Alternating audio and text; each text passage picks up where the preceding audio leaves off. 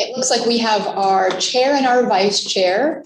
And it also appears that those who signed up for public comment are joining us as well. So Bart, whenever you'd like to start the meeting, let me know. I will just read the standard script.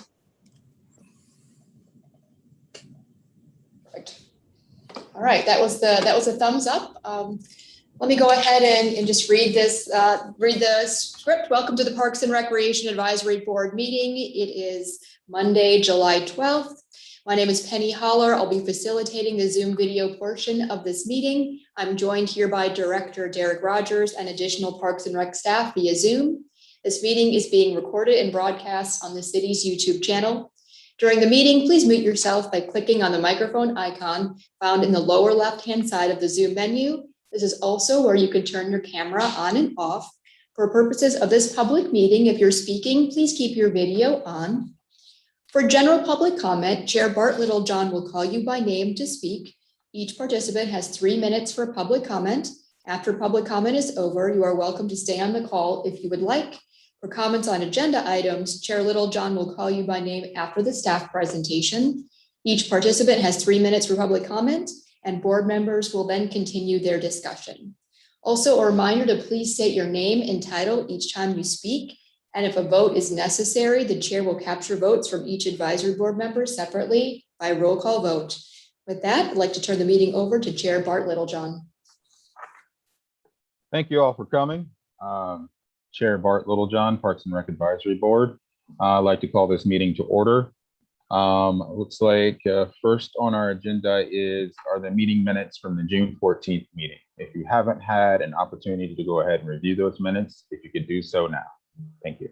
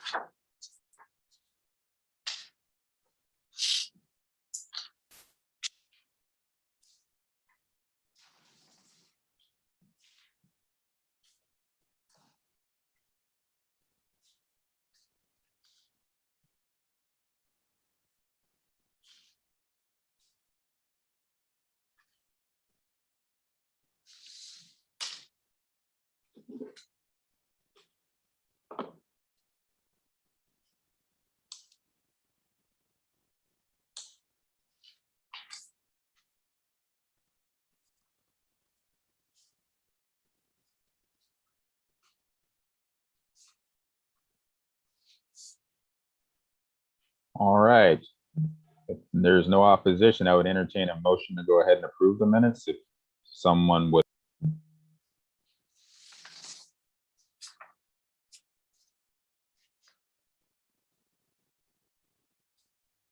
Ms. Pat Phillips, Advisory Board Member. I make a motion to approve the minutes. I'll second. Okay. Got a second. So, all right. I think that was Amber and who else was there? Pat? Phillips, yes. Okay. I couldn't quite hear you, Pat. Is that better? A little bit.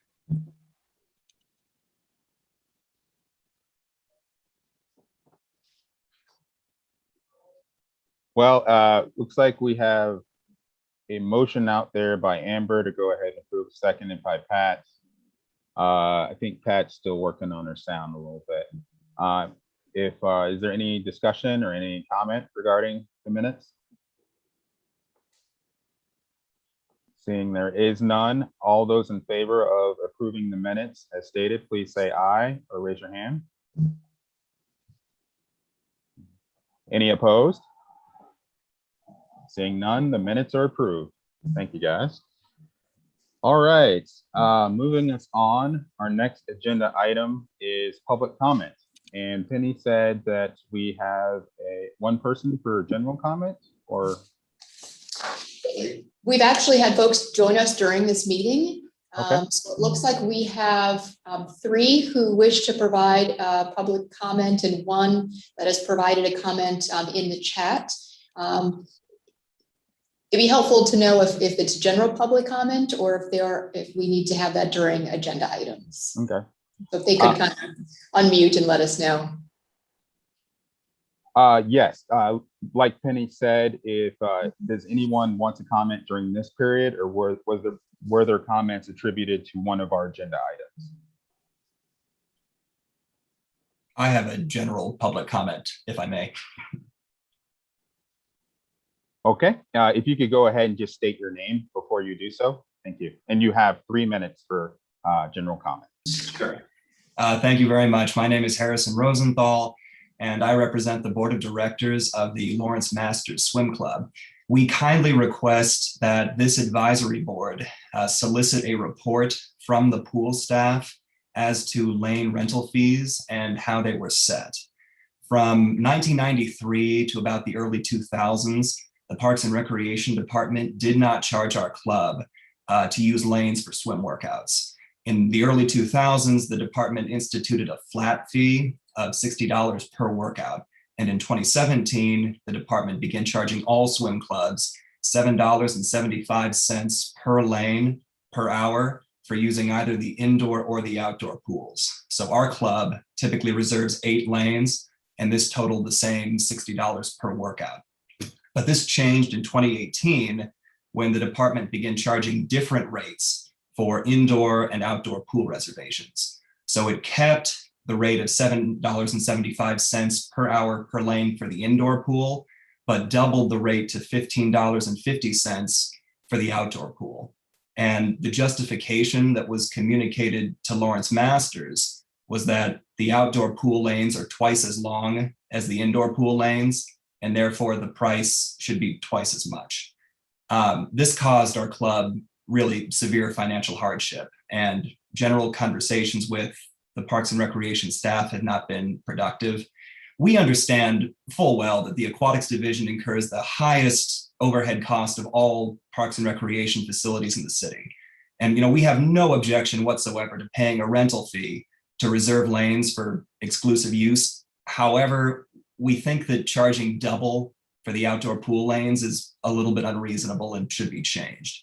So with that as background, we have 3 very simple requests. Number 1, we would like this advisory board to solicit a report from the pool staff regarding the fee schedule for the aquatics facility rentals, explaining how the fees were established. Number 2, we would like this board to discuss the fairness and reasonableness of the fee structure in comparison to the rental fees across all parks and recreation facilities. And number 3, we would like you to recommend that the rental fees be reduced to a flat rate, or at least reduced so that the charge for a lane at the outdoor pool is the same as a charge for the lane at the indoor pool. Thank you very much, and I'm happy to answer any questions. Thank you, Harrison, for your comments. Let's see. Hey, Penny, are we hearing all the comments at once or retort after each comment? Generally, what we would do is we would hear everyone's public comments. This is the time for general public comment. Okay. Does anybody have? All right. Bart, Yeah, sorry about that. John, go ahead. this is John Blazik, an advisory board member. Harrison, let me make sure I heard it right. So the indoor must be a 25-meter lane and the outdoor must be a 50-meter lane? Yes, sir, that's correct. Okay, thank you. Or I should say 25 yards and 50 meters, but But that's about the exact same. right. Okay, thank you. Does anyone else have any questions for Harrison while we have him here? Jackie? Hi, Jackie Becker. Question, do you then, and the outdoor pool, since it is double, do you use half the amount of lanes, or do you still try to reserve the whole pool, since I know you can only get 8 lanes in the 50-meter pool?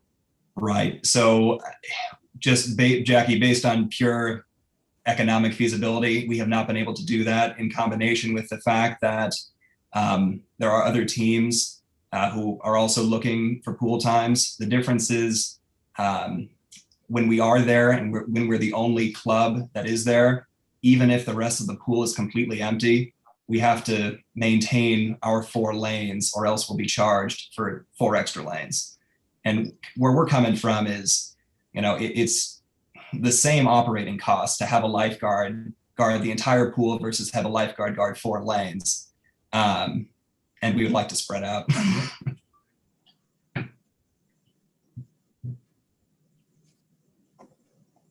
And I'm sorry, Bart Littlejohn, Chair, Parks and Rec Advisory Board. And Harrison, you said that the changes were instituted after 2018. Is that correct? That's correct, Bart. Yeah. So before 2018, or it might have been late 2017, we paid a flat fee for all of the lanes that we wanted to use. And this was very simple. We could anticipate what our monthly expenditures would be. If people were out of town, we didn't have to worry about membership dropping off or anything like that. But with the per hour per lane fee structure in combination with decreased membership. So recently, I guess after the pools reopened after the pandemic, the operating time was pushed back to 6:30 p.m. That's when the pool opened. And most of our members, probably at least half, just can't make that time. They have to get to work. So because of that, we're operating on a reduced budget as it is. But yes, it was 2017, 2018 where that changed.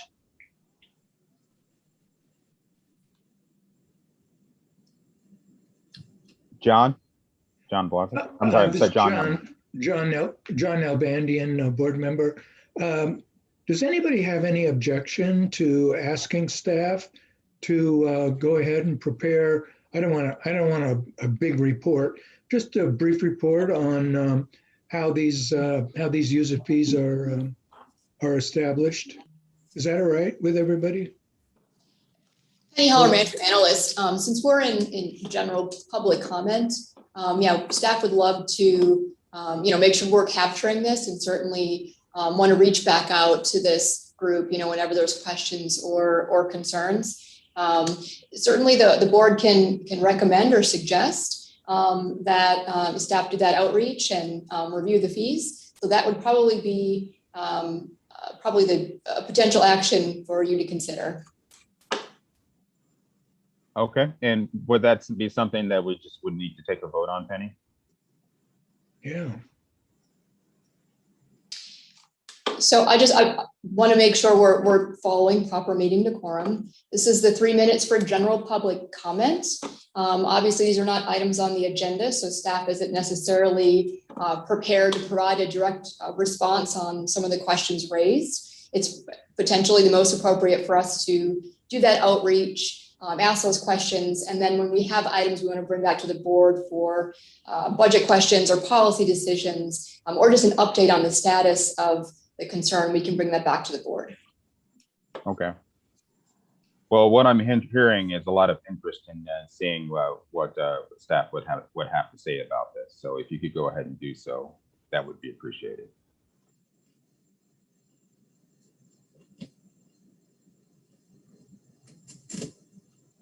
Director of Parks and Recreation will do that. Okay. Thank you, guys. All right. And what do you guess? Who do we have next for public comments? Penny? We have 2 other folks who have joined us. I have a third with a comment via chat, so it might make sense to save that till the end of general public comment when I can read that to the board. Okay. So I have a Mark Beckert and I have a Sophia Galarza-Liu. If you can let us know if you would like to speak on general public comment or if you want to speak on agenda items. I'd like to do just a public comment. Okay, go ahead, Mark, if you would. Like I said before, 3 minutes for your general public comment. Okay, I'm Mark Beggard. I'm the treasurer of the Masters Swim Club. And Harrison did a good job of sending you all a letter with our concerns. And what I wanted to do is just sort of pull it all together and tell you our little story. I was around in 1993 when there were a lot of swimming enthusiasts that met at the public library, and the KU swim coach, Gary Kempf, was there, and he was helping us organize a master's swim group, and he was going to lend us coaches from his staff to help us get started. And at that time, we opened around 5 o'clock, and we were trusted to open the pool, close the gate, swim, and lock it back up. And it was all at no charge. The Master Swimmers group, we're doctors, nurses, psychologists, firefighters, FBI, police, teachers, engineers, students. There were professional athletes. And it was a fun group, and we were competitive. And we would get there and pull out lane lines, put in lane lines and flags. There were no lights because the neighborhood didn't want any lights on the pool, waking them up that early in the morning. And we would get in and we'd scoop out frogs, we'd scoop out bugs, leaves, chase away a few nude swimmers and drunks. We'd rescue some of the lifeguard stands that were pushed into the pool. We'd call the police if we saw a broken glass of someone that tried to get into the office, maybe looking for money. And the lane lines, the 50-meter lane lines, they were actually too short to fit the design of the pool. So we bought chains so that we could extend the lines and fit them. And there are eye bolts that these chains fit on. And sometimes swimmers would, the public kids would take them. And so masters went out and bought like 15 eye bolts just so we could permanently put them in the wall and make sure that we can fasten the lane lines. So now imagine paying to do all that, and imagine how we feel when we walk into the indoor pool and everything's ready to go and it's half the price. So that's my comment.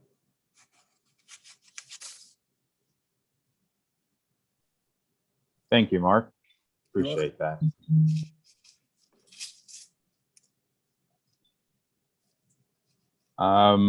Does anyone else have general public comments that they would like?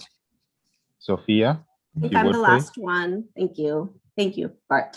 My name is Sophia Galarza Liu, and I am a board member at large of the Florence Master Swim Club. And I just wanted to use my time to thank the Parks and Recreation Advisory Board in advance for requesting a review of the rental fee structure for the use of the indoor and outdoor pools. Thank you for your time.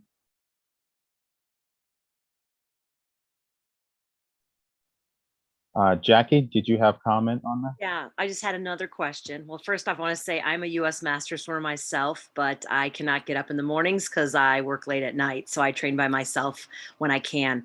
I did want to know on the Parks and Rec side of things, do they allow for a limited number of lifeguards when, say, the Quad A aquatics practice, when Ad Astra practices?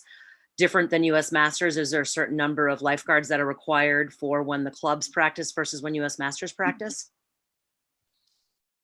Derek Rogers, Director of Parks and Recreation. As far as I know, there's no difference. I'll have to get back with you on that because we were looking at some other options this summer with the shortage of lifeguards.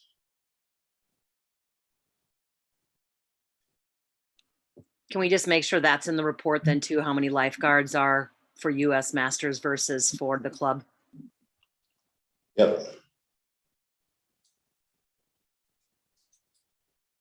Thank you, Jackie. Does anyone have any comments on general public comment there? From the board, I'm sorry.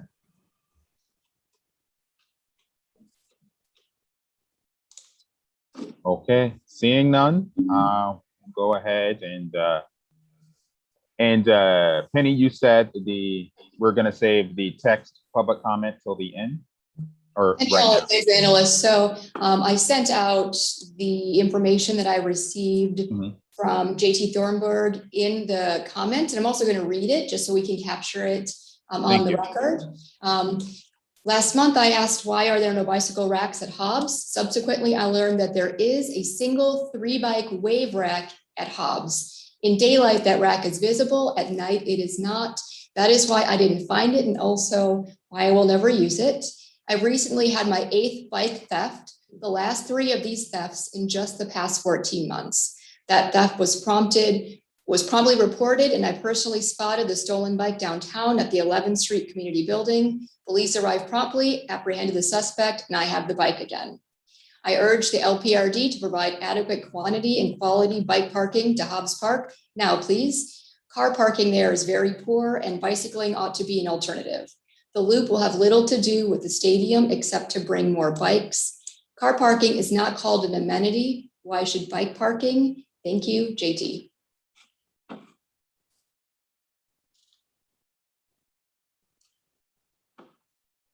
Okay, thank you for that public comment, JT. Does the Parks and Rec Advisory Board have any comments on that?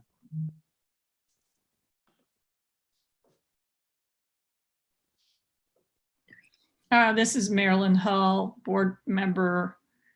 When JT brought this up a month or 2 ago, I think Mark said that he was going to check into it. Mark, what were your findings and actions?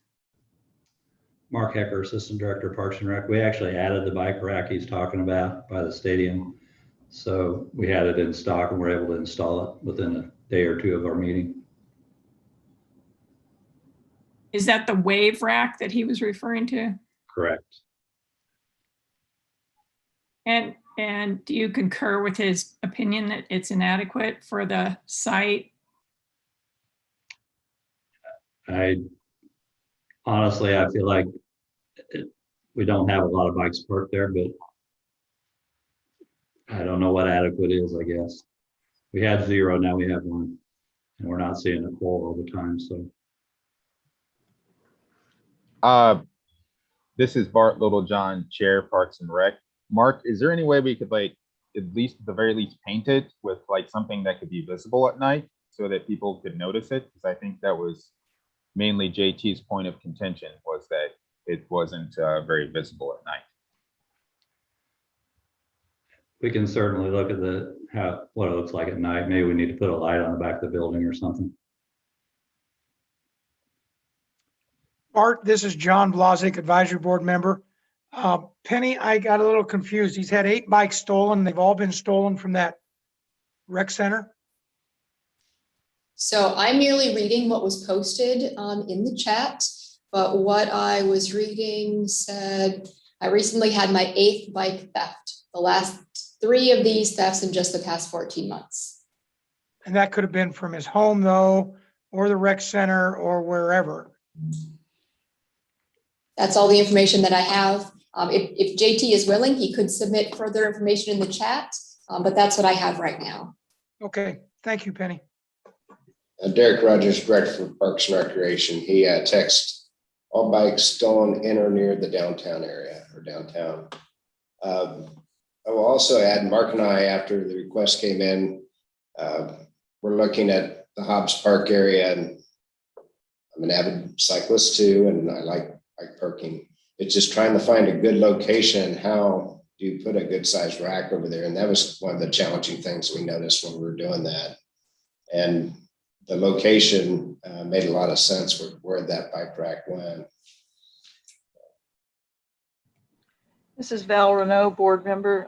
Derek, did he say whether the bikes were locked when they were stolen?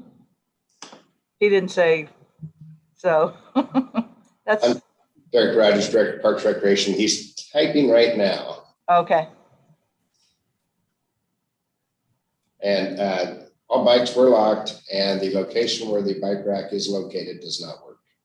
So we'll take another look.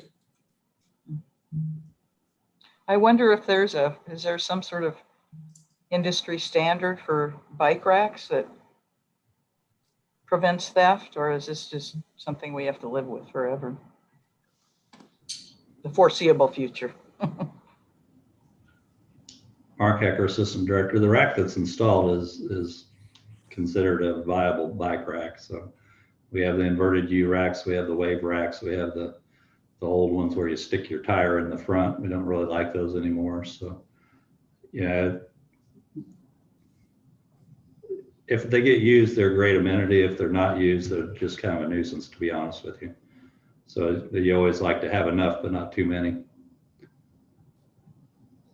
Eric Rogers, Director of Parks and Recreation. I would think if I was playing a game at the stadium, I'd like to be able to see my bike in a bike rack while I'm out kicking a ball or doing whatever.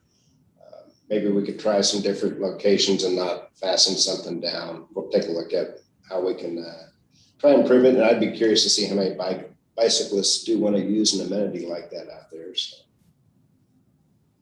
Bart? Jackie, I think you had your hand up first. Yeah, I did. I mean, it's definitely in a very dark spot, and you definitely can't see it if you're in the stands or if you're playing on the field through either of the dugouts. So I would agree if we can either find some lighting or paint it bright yellow, that could be a temporary solution. But otherwise, if you could find another space for it, that might be better. I don't know if there's a way that it could be put in the grass, maybe by the bus stop there or out by the sign or by the bathrooms or something. I mean, there might be another option. That might make it more visible, so less chance for theft, perhaps. John Blazik, if you would. Bart, John Blazik, advisory board member. I'm like Jackie. I'm always trying to maybe if we can find something better, but I'm also concerned about the vagueness of the 14 bikes or the 8 bikes. I don't want this to come out and make it look like everything's been stolen to rec centers and it's a recreation fault. That could be an issue with the city of Lawrence. I mean, if we're having bikes, maybe JT needs to look at a better lockup system, but just to bring this out, it does concern me the vagueness of trying to blame the recreation program. Maybe Mark can find a better place, Derek, to move the bike rack, but let's keep this on the table of what's best for the rec center and not blame everything on bikes at the rec center. Derek Rogers, Director of Parks and Recreation. Reading JT's chats, he's not in any way blaming the rec center. That's just, I think, a lot of stolen bikes in Lawrence, more so than I'd like to admit. You could read the police scanners; they're finding them all over the place. And I trust that they're locked, and anymore with some of these electronic devices that I don't think about. It used to be you think about bolt cutters and other things. And now they've got the cordless devices, and I'm going, wow, technology has really taken us to a new level of how do you protect your bicycle?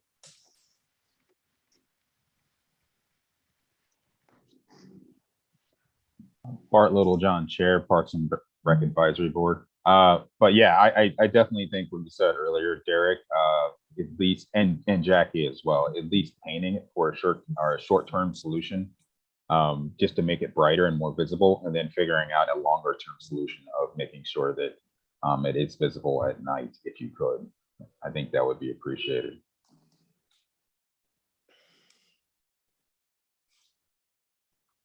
Does anyone else have any public comment on this item? I'm sorry, any comment from the board on this item? All right, I'm not seeing any. Thank you, JT, for bringing this to our attention again. Appreciate it. All righty, I'll go ahead and move us on to our next agenda item. Looks like we have the strategic plan update. Penny, if you would. Penny Holler, Management Analyst. Let me go ahead and try to share my screen.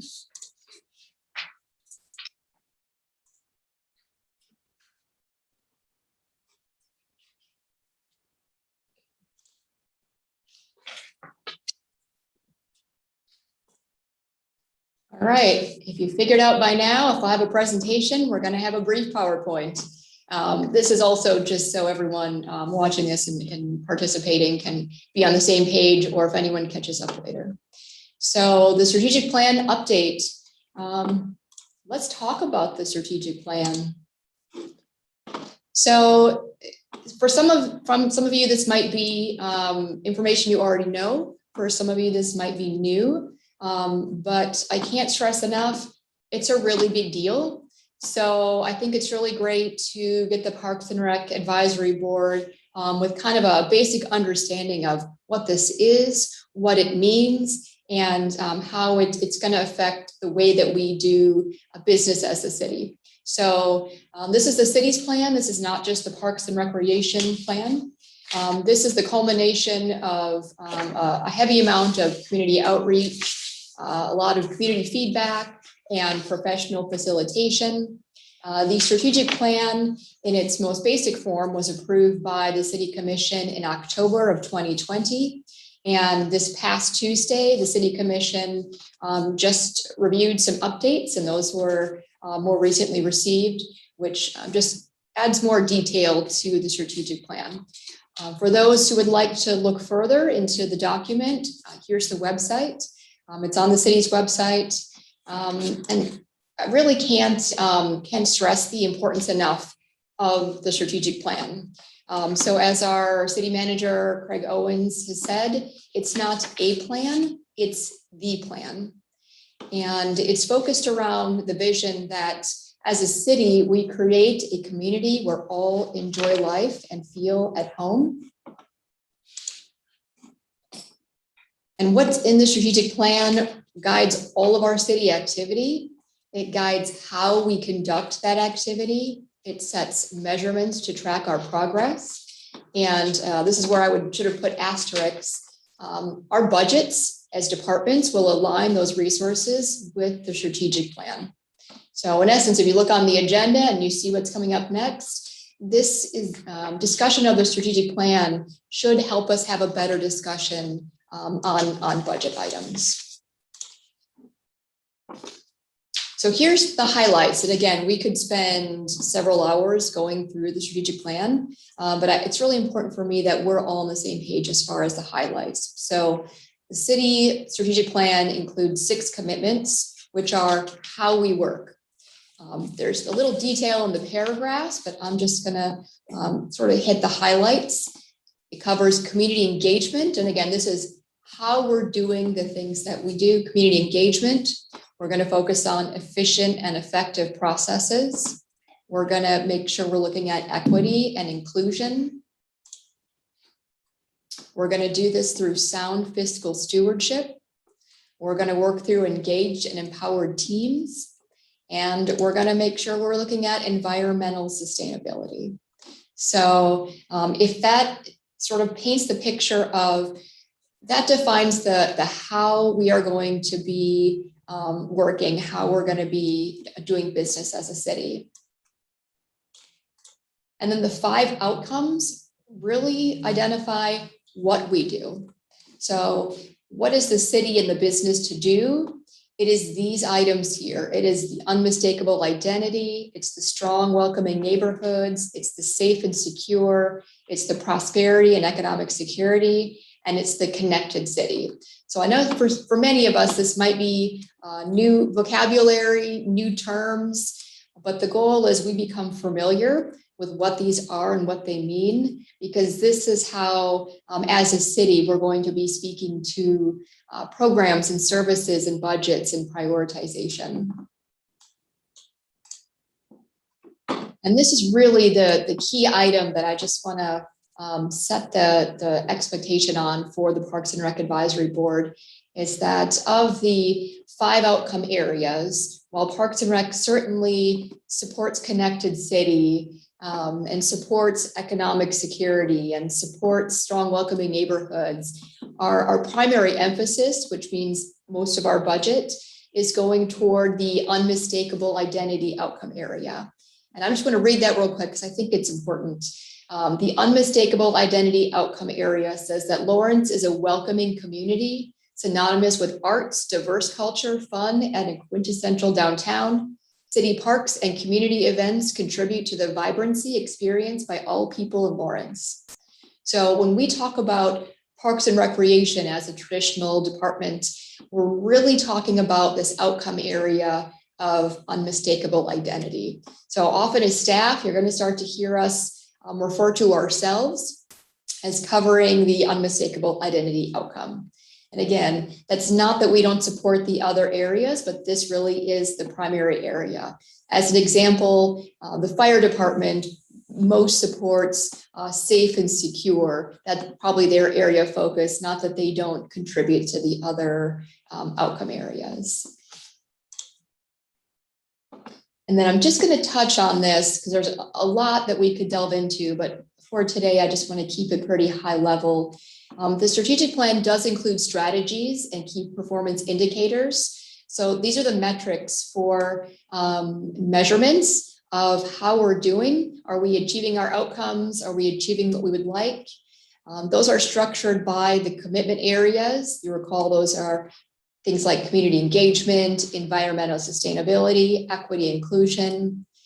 And the city is really working to identify what is the right fit. So for example, one of the measurements is measuring the number of trees planted, removed, and maintained to create a healthy tree canopy. That's in the unmistakable identity as part of the commitment to environmental sustainability. And that raises some great questions. What is the right number of trees planted, removed, and maintained to create a healthy tree canopy? And then what is the amount of resources that should go into that compared to the other items included in the strategic plan? So again, as we're looking at making recommendations to the city commission, which the advisory board and staff does, this is the language that they are using when they review items. This is what the community is expecting that we're all working on. So it's helpful to start to understand how that's structured. So I know that's really high level. For some of you, you can probably repeat the commitment areas in your sleep. For others, this is a little new, and that's okay. This is probably the first in a series of several discussions and review of what's in the city's strategic plan. Because you recall, this is not a plan, this is the plan. So this really is the focus. As you'll hear next, when we look at how we budget as a city, this is going to be how we're, how the city is reviewing, making those prioritizations.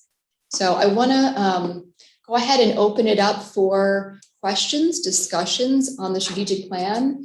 And again, just keep in mind that some people are very familiar with this, those who've been a little more involved and followed the city commission and provided community feedback, and not everyone may be as familiar with the strategic plan. So with that, I'd like to open it up for advisory board member questions or discussion.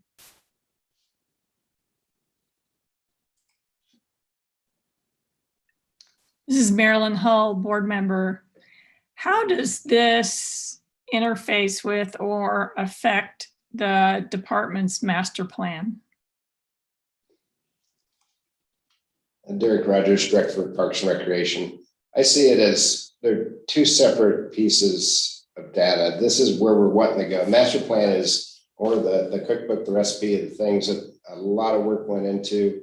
This was more a lot of different type of work on the strategies to address the outcome areas. So the unmistakable identity, we put a lot of time into it. We took quite a journey on where we want to go as a department and what the community. We also took input from outside agencies, Lawrence Arts Center, Watkins Museum, Theater Lawrence, other community members and organizations, since unmistakable identity ties more than just to Parks and Rec. It's events that are in the city. How do we maintain the downtown as its uniqueness, its quincentennial, I'll mispronounce it, its uniqueness as a downtown. Both are necessary. And that was going to be one of the questions I had for the board. Do we want to have some discussions on the city strategic plan and adopt it for Parks and Recreation, or do we want to drill down and put a lot of time into a strategic plan for Parks and Recreation that is based on the city plan? So as part of the accreditation process, we need to have both. Our master plan is still current.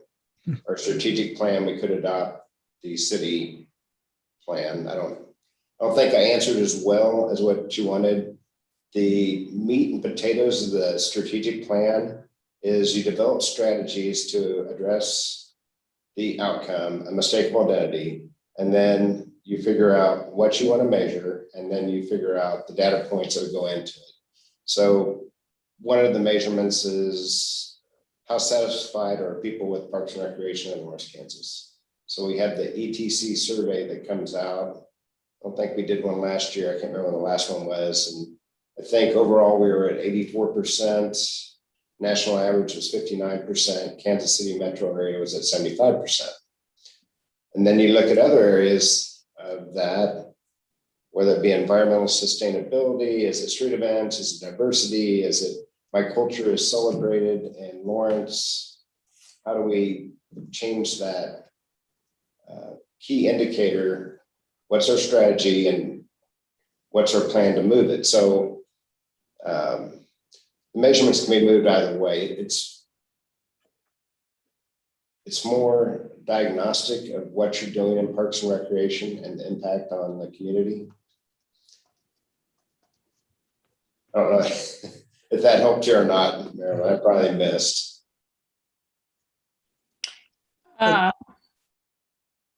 That wasn't 100% clear to me. I guess what I'm wondering is, will this prompt a review of the master plan or a reprioritization of items in the master plan? Derek Rogers, Director of Parks and Recreation. I don't think so. I think they're both very relevant. And I see the strategic plan being more vision driven, but we've already got the needs that are out there and how we go about some of this. Actually, I see the strategic plan maybe taking us a little farther down that road. What are we trying to do? Some of the things that are not, it's kind of addressed in the master plan, besides community issues, health and wellness, social equity, environmental education. The one thing that our department's been lacking is we need more technology and data-driven decisions. You're not going to really find our data-driven decisions in the master plan.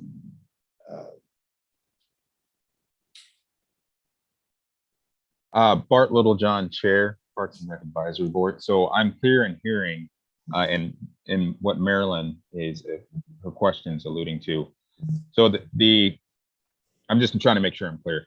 The strategic plan is visioning. The master plan is actual execution. Is that what you're trying to get to? In a way, but here's where the city's going with the strategic plan. Our strategic plan should tie to our dollars. Every dollar we get in our department should be tied to the strategic plan. And how are we meeting those goals, those outcomes of unmistakable identity? So we've got goals, obviously, in the master plan and what we're trying to do. At some point, do you say what we've been doing that's been historical really doesn't tie to what the community wants? And so we need to do more of something the community wants, and maybe less of something that isn't as necessary or wanted anymore. So it's kind of priority-based budgeting based on the strategic plan is where the city's going. So that's different than the master plan if you want to look at funding.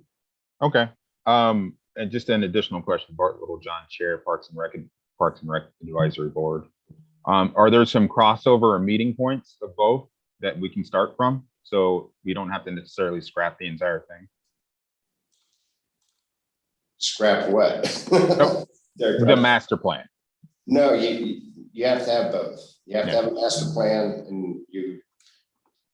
No, I'm not saying scrap the master plan, like have no master plan, but the current iteration of it. Some place to start from so we can re-evolve the new master plan.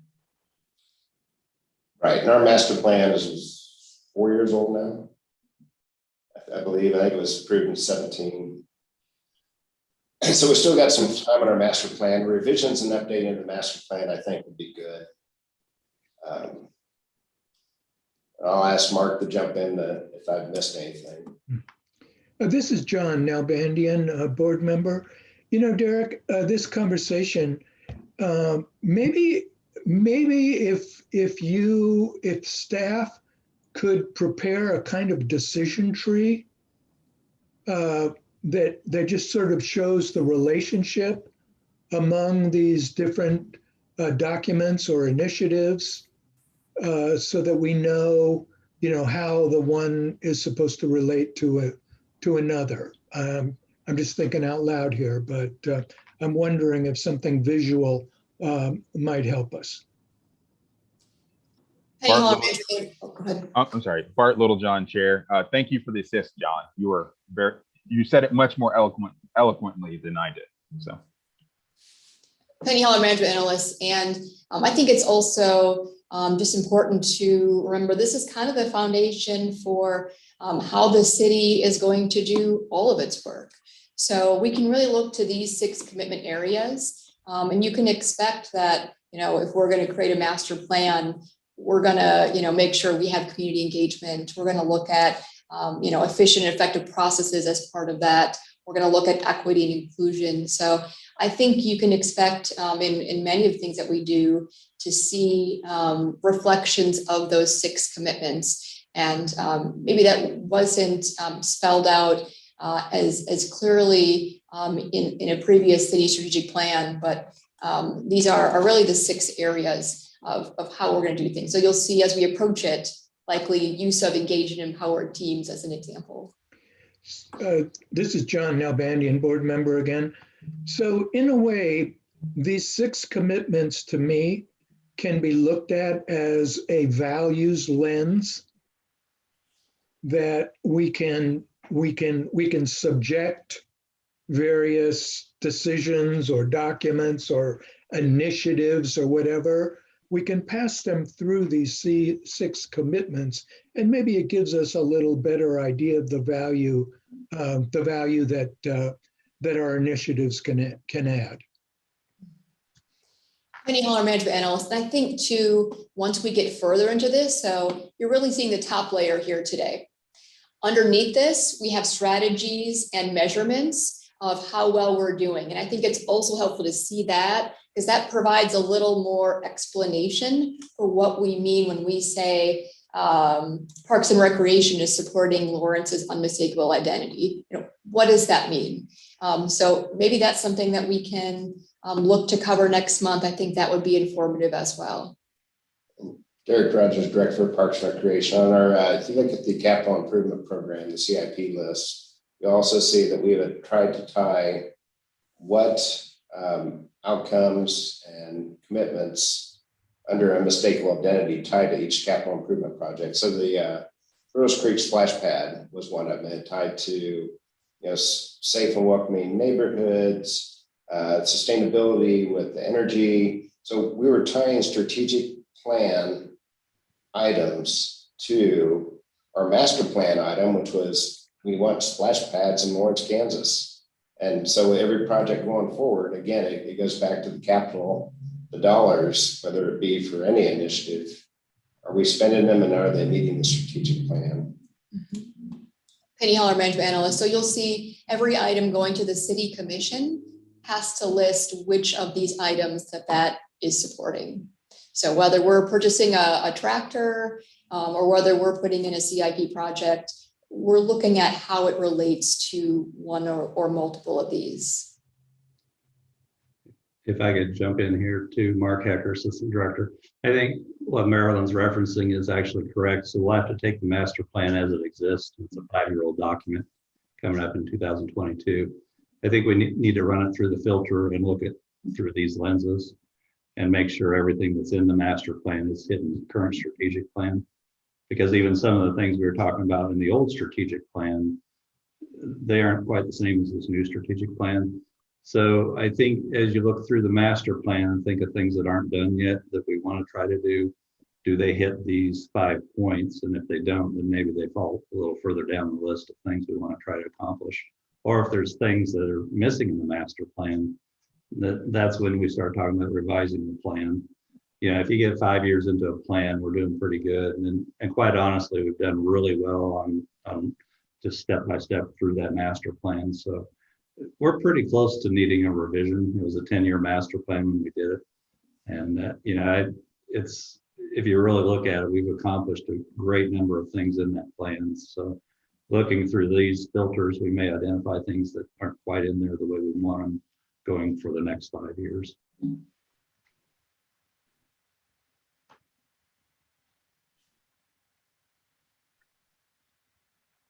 Marilyn, thank you, Mark. That was very helpful.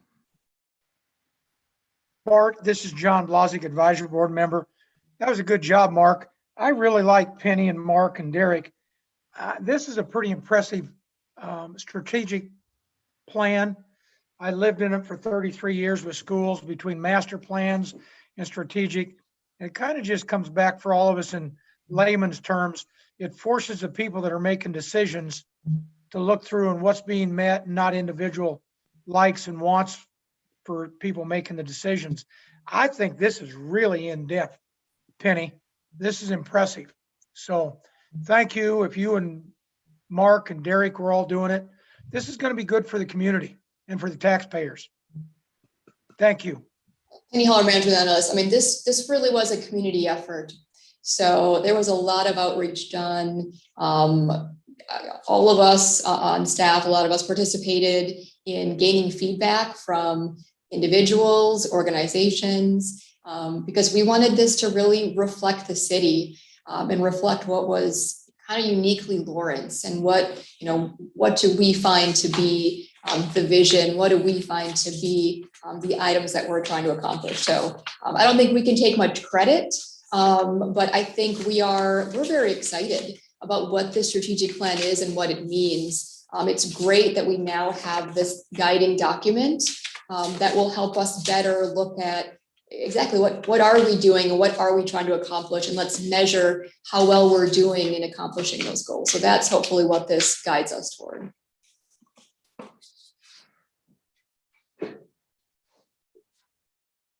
All right. Does anybody else have any additional comment on this item? Not hearing any. Okay, I'll go ahead and move us on to the budget update. Derek Rogers, Director of Parks and Recreation. I'll open up with about a 30,000 foot level and then let Mark dive in. The budget this year, I think, is going to be very interesting. And if you have time, I would encourage everyone to watch the City Commission meeting tomorrow night as it gets presented for the city manager's budget.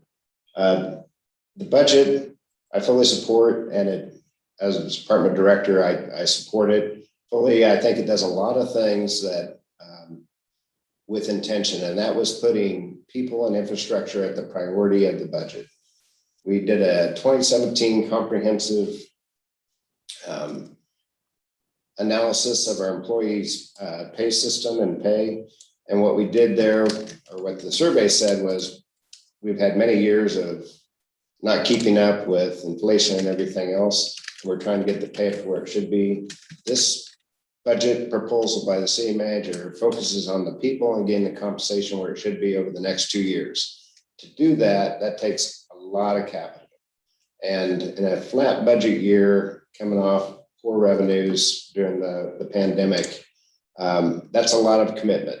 So to meet the priority, taking care of the people that service the community, we're going to see a flat budget for Parks and Recreation and all the departments across the board. You'll see some increases in the budget tied to compensation changes and interfund transfers, but overall we're a flat budget. But I think it's a good budget going forward and fully support it. Mark, it's all yours. Okay, let me share a screen here really quick.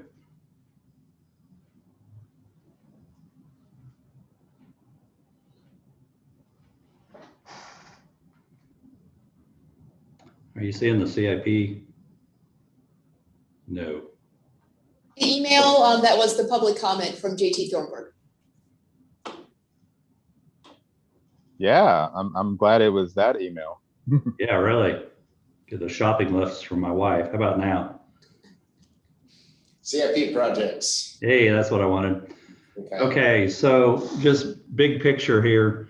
The general fund budget's a $103 million budget. So we're part of that in our Parks and Recreation operating budget. Where we've landed with our budget is about 15.3 million for our operating. That's up a little bit from where we were before, but there's a little bit of hidden things in that we put some internal service funds into our budget. The money will basically be put in and taken out.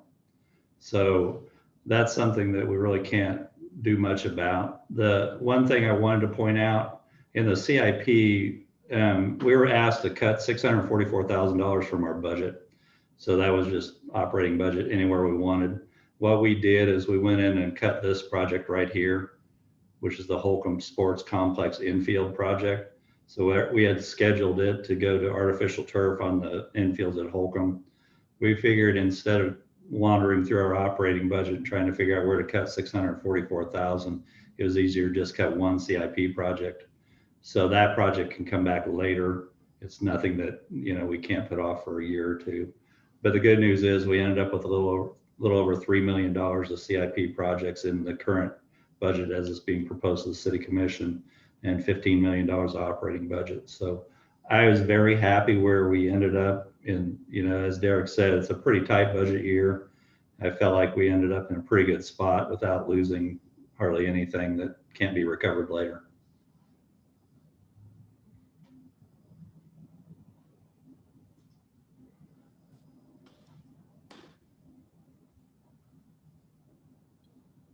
Bart Littlejohn, Chair, Parks and Rec Advisory Board. I saw the fiber on there as well. Will that be coming back as well? Yeah, that one's a hard one because it mostly services our staff. So it doesn't point out well in the scoring system for the CIP. So I think that one may be one we have to talk about doing in a different way, maybe being part of a program for citywide fiber and see if they can get it extended out to us. The problem with that particular one, it goes to our shop out by the youth sports complex. There's just not a lot of other people out there to hook onto that. So you're really running a lot of fiber at a fairly high cost to service one city facility.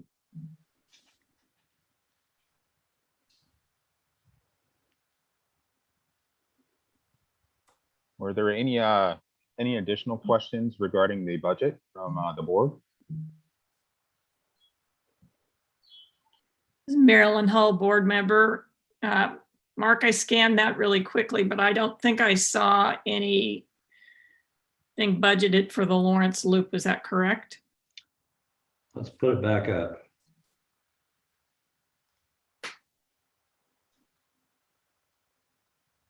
Are you seeing it? So we have Lawrence Loop here. Got it. Thank you. You betcha.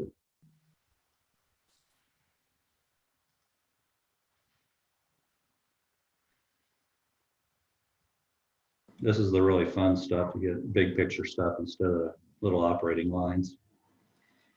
Mark, this is Val Renault, board member. I have just kind of a little question about the East Lawrence Rec Center. There's been a leak in the ceiling for a couple of years, and it may be difficult to find, but is that something you have to budget for, or is that just in the regular maintenance funds, that kind of work? I'm going to answer yes and yes. So Okay. That particular leak is under the HVAC system that sits on that roof, and that's about a $140,000 piece of equipment. It needs to be replaced. So when that happens, it needs to go on the CIP list. But what the good news is we've worked with MSO, and they've got that piece of equipment scheduled to be replaced this summer. So the little roof leak is only kind of a little symptom of the bigger problem up top. So we hope to have both of them fixed by November, I would think. Bart, John Blazik. Mark, compliments to you. I'm sure most people have figured out I'm pretty athletic driven at all levels, but I really compliment you when you You know, I'm all for that artificial field, but I also use the Lawrence Loop. And I think if we break it down to the number of people that use the facilities, you made a wise decision of cutting the 750 out on the artificial turf to continue the growth with the Lawrence Loop. Because I kind of go back to who's using what the most and where's the money needs to be the first. I mean, that's what my mentality's always been in schools. And I think by cutting 750 to meet your budget was a smart move, but keeping it in for the Lawrence Loop, I think that's best for the community. Nice job, whoever made that decision. Thank you.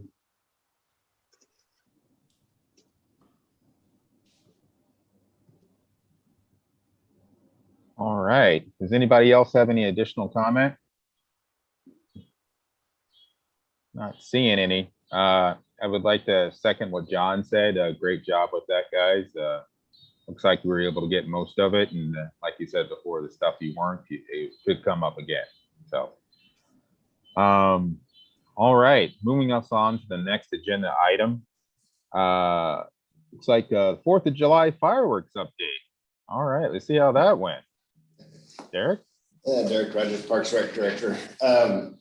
It went good. We had fireworks, and from down at where the river meets the road with the JCs, it was uneventful the way it should have been. People followed the directions of the signs. Please keep out, caution area. The lead was happy, worked well with our partners.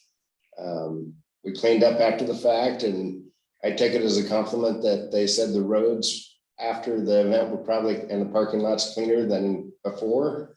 So that says a lot for the city crews and our park staff for following up. And so I was happy that it went off. Some concerns, not concerns, but comments were the grand finale wasn't much of a grand finale, and communication between the fireworks and the lead, and some of that would be something, if we do it again, that would be needed. They did have one of the shells burst on the ground, and I don't know if that impacted them. I haven't talked to the JCs since the event, just kind of follow up. We did do an after actions with the KU staff, and so that was good. But overall, I'm very happy. I think the community got to see something, and it was a great celebration from what I saw.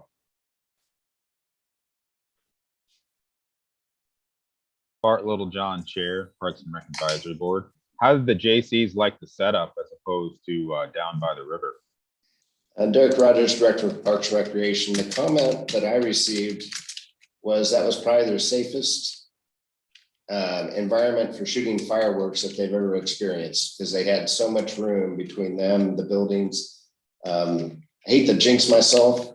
I didn't even get any fan mail on noise, my dogs. There were some of the neighbors that had concerns, one of the commercial businesses, and I didn't hear anything afterwards. And I think it was uneventful for them too. So.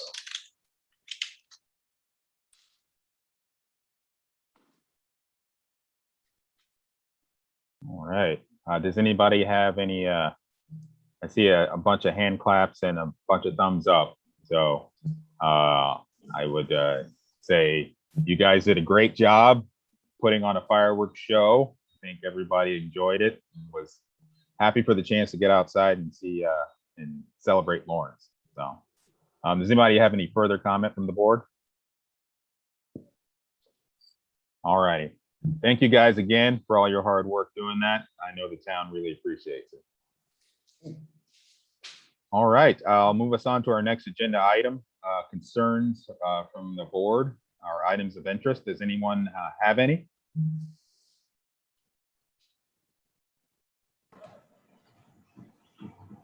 Bart, Bart, John Blazek. John, John, could you wait a second? I think Val was just a little bit before you. Val, if you could go ahead and go. Okay, this is just an item of interest for all of you. The Self-Advocate Coalition of Kansas is sponsoring a picnic to celebrate the 31st anniversary of the Americans with Disabilities Act on July 26th. Well, actually, that's when it was passed, but the picnic is on July 24th, which is which is a Saturday at Holcomb from 10 to 2. And the Douglas County Health Department is offering COVID vaccines out there, in addition to the food and games and other things that will be happening. So I just wanted to let you know, and I have a flyer which I can send if you're interested. Thank you. Awesome. Thank you, Val. John, if you would, please. Yes, Bart. When do we talk and what's the protocol of this, either Bart or Penny? When do we discuss that swim issue at all in the next month or two? Penny, if you want to go ahead and take it. Penny Hall, management analyst. Can you be a little more specific about what you're looking for? I mean, from what I understand, this would be an item where the advisory board hears the public comment and can direct staff to do that outreach and work with the group on it. Because it's sometimes hard when you hear the one perspective on it without the staff getting the chance to really review that. But if you can give me a little better understanding what you might be looking for. I mean, it sounds like the item's been brought to the attention of the board. So we just want to make sure that whatever fee schedule is in place, that it makes sense and it's fair. You're looking for sort of an update. It sounds like Derek would like us to kind of do that review of the data. So for when it comes back. I just didn't know the protocol since they had some concerns. Are they looking for a response from the advisory board? Do we wait until we get information? I just didn't know the protocol of when somebody calls and asks the advisory board to look at lowering prices, et cetera. I just didn't know what our responsibility is. Penny Hall, management analyst. So, I mean, these are great items for members of the public to bring to the attention of the board and to staff. I think we always love's a strong word. We appreciate hearing the concerns, right? Because we want to have a good system. We want to have a system that makes sense. That said, it is a little tough because it's not an item that's on the agenda. There's no proposal that we can get more feedback from the board on or take more public comment on. So that's where it's a little tough. You're hearing me kind of say, give us a little bit of time to look into this more, and we'll make sure to keep you updated. If there's a fee or a policy decision or a thought process, that's where the board comes back in on that. Okay, thank you. And I'd like to take 1 second, and I don't know if this is the right place. I really want to compliment Bart Littlejohn. I think you do a great job with this committee. I want to be the first one to tell you, I would do anything to help you run for the city commission. I think you would be great for this community. You listen well to people. You have a really good mind. I think you always think well. You're very kind to people. And I'll be the first one to vote for you. And if I can ever give anything to help you, I think you would be a great city commissioner, buddy. Well, thank you, John. I truly do appreciate that. I'm not sure if this is the place for it, but I do appreciate it nonetheless. I can always thank for forgiveness since I wasn't supposed to probably. I know, that's what I know you. That's what I was figuring you were doing. But thank you. I do appreciate it. Pat Phillips comments. Yeah, so Penny Hall, management analyst. Pat Phillips is having trouble with her audio. So if it's okay, I asked her to send things to the chat. And she asked, has there been any feedback from the community on the new requirement for passes? So the key fobs for entering facilities. And Derek Rogers, Director of Parks and Recreation. We've had the story out. We've been working on it, but I haven't personally heard any feedback since the story came out with that. I think it's just going to take us a little time, and like any new process, you're always going to find hiccups. But so far, I haven't had any feedback from the community on that yet.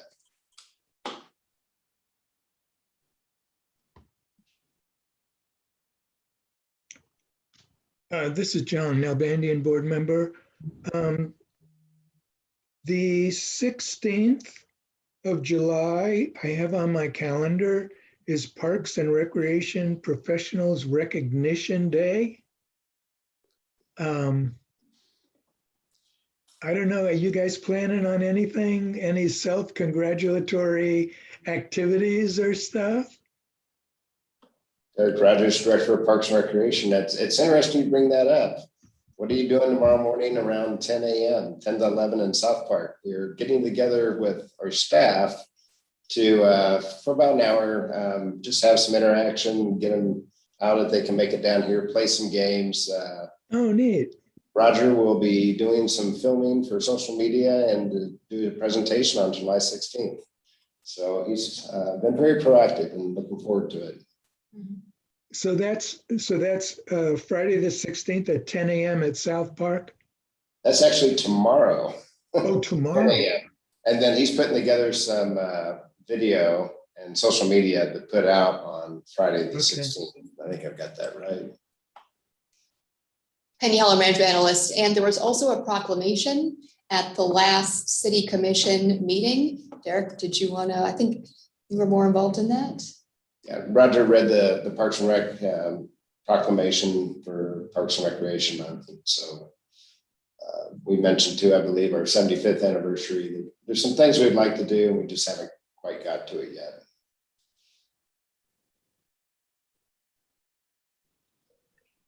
Well, This is thank you. Marilyn Hull, Oh, go ahead. board member.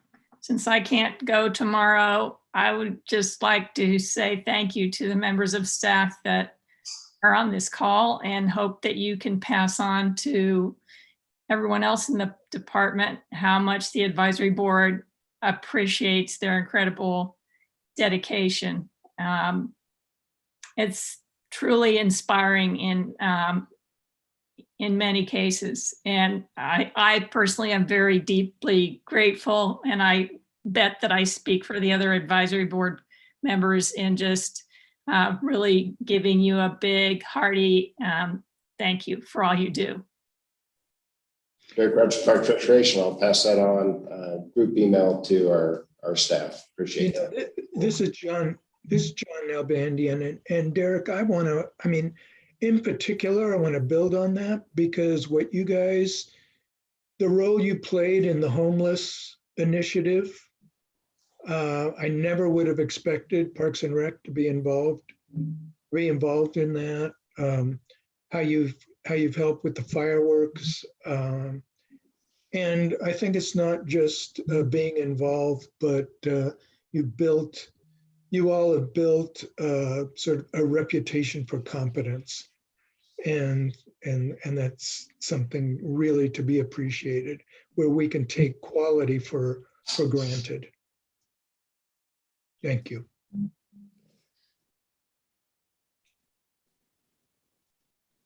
Well said, John. Well said. Does anybody else have any items of interest or concern for the board?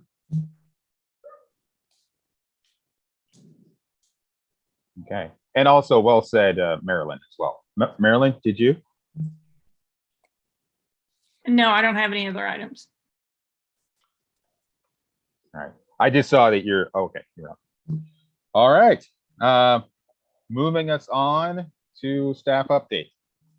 Did we have anything we wanted to add for the staff? First, I would ask the staff, did we have anything you wanted to add for the staff update? Penny Holler, Management Analyst. You will notice that we are missing a staff member who normally joins us on this call. Liz Ramirez, who had been our administrative specialist, took a promotion to join City Hall and help us all on our payroll. So her last day was Friday. We wish her well. We're excited that she will be assisting us all in getting paid. So city staff is very appreciative. And I just wanted to let the board know about that. So you'll see probably a lot more emails from me is what that means in the short term. Bart, John Blazik. John? Penny, can you give us an update? What are you filling Lee's position, or what's that? What are you doing with that on staffing? Derek Rogers, Parks Recreation. My intent is to refill that. I've got some meetings with the city manager and staff to go over a couple of things on again, some of it goes back to the unmistakable identity, which is like John had mentioned. In my opinion, that's where we take Parks and Recreation a little further. With the homeless, I liked the way one person put it. And they said, well, I never thought Parks and Rec would be doing that. And his response was, I'm a city employee and the city is taking care of this. I really like that aspect of it's not just a siloed department. We're city employees and we're trying to take care of things. So, but yes, John, that's on my list. I'm missing that position being filled really bad. You know, it was, and I think it's been 4 or 5 years I've been with you on this committee. Remember the first year I was on this committee, and maybe it was with Mark. I was floored the rec people did the Christmas lights, just floored. And then floored they did the cemeteries, and now the fireworks. So, and the homeless. So compliments to you, you and your crew. And I'm still amazed with what you do. And I want to say ditto with what John said.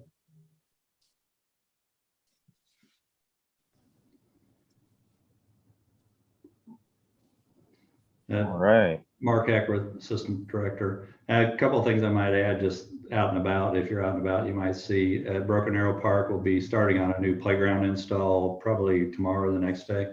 So that's one of the bigger playground upgrades we're doing this year. It's relocated, so it's going to be up to the east of the shelter, but you'll see that going up. Out at Bircham, the shelter project we've been working on for almost 2 years now, thanks to COVID, should be wrapping up in the next week or two. So we got the sidewalk in, we'll get picnic tables in, we'll get the drinking fountain installed, we'll be ready to open that up.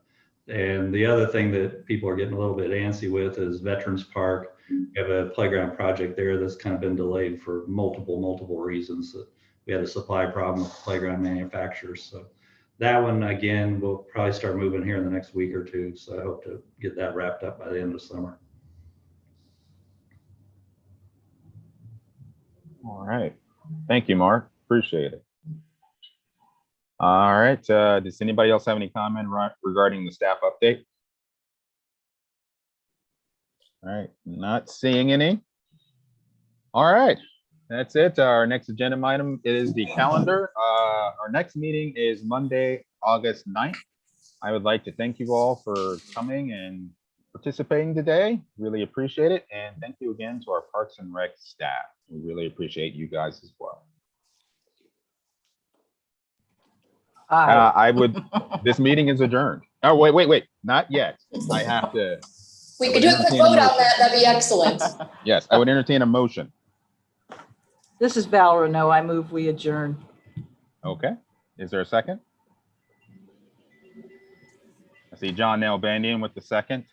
Val Renault with the motion to adjourn. John Nalbandian with the second. Is there any? I'm assuming there's no question or comment. All those in favor, please say aye or raise your hand. Aye. Any opposed? All right. We are adjourned. Thank you, guys. Thank you, Bart. Thank you, everyone.